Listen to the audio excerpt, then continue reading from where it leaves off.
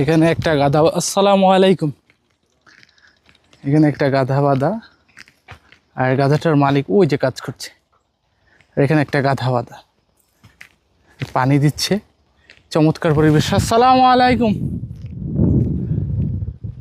আর এখানটার ঘরগুলো দেখেন, একটু অ্যামেজিং লাগছে আমার কাছে, অ্যামেজিং, অন্যরকম, অদ্ভুত। এটা হচ্ছে একেবারে গ্রাম, গ্রামের মধ্যে একেবারে আপনার গরুর ঘর, গবলের ঘর, তো ভালোই।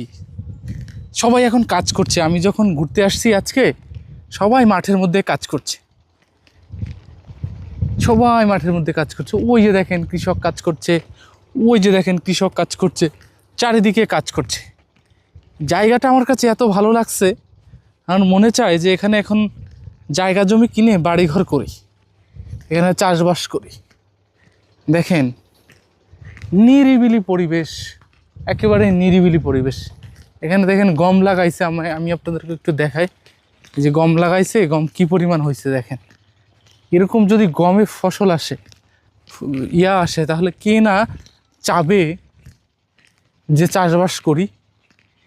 চমৎকার, মাশাল্লাহ মাশাল্লাহ, কি সুন্দর, কি সুন্দর আল্লাহর সৃষ্টি। এরকম পরিবেশ কার না ভালো লাগবে বলেন। মিশরের গ্রাম, এখানে দেখেন কি পরিষ্কার নির্জেল পানি, গমগুলো কি কালো। এখানে দেখেন আপনার হচ্ছে কি লাগাইছে, ছোট এক পদের বড় এক পদের, এইটা কাইটা হয়তো করবে, আবার একটা লাগাবে। আর এই পাশে ঘর বাড়ি ফাঁকা ফাঁকা, নীরব।